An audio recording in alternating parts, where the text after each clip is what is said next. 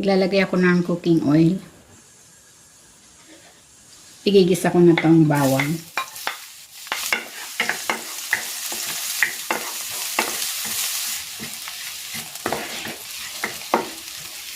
At itong sibuyas.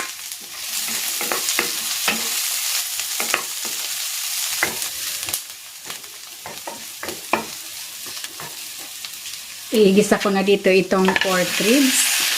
Ito ay binabad ko na sa asin at paminta.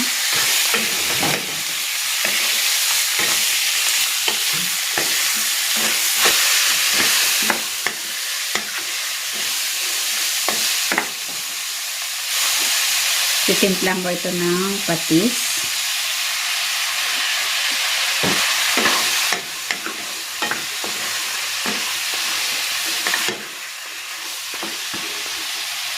Ayan, ilalagay ko na rin dito itong kamatis.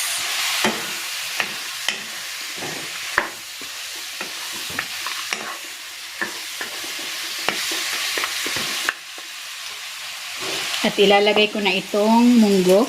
Ito ay binabad ko na sa tubig for 3 hours.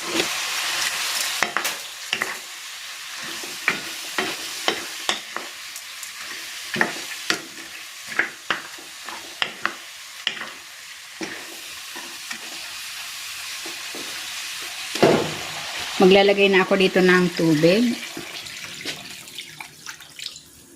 Ayan. Papakuluin ko ito for 30 minutes or hanggang sa lumambot yung pork. Ayan, malambot na yung pork. Pati yung munggo. Ilalagay ko na dito itong kangkong. At itong siling panigang.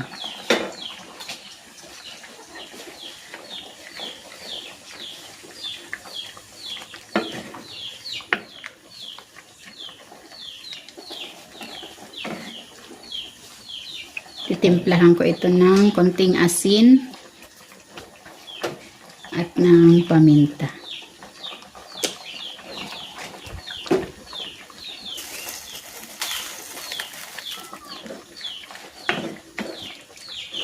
Maglalagay na ako dito ng sinigang sa sampalok mix.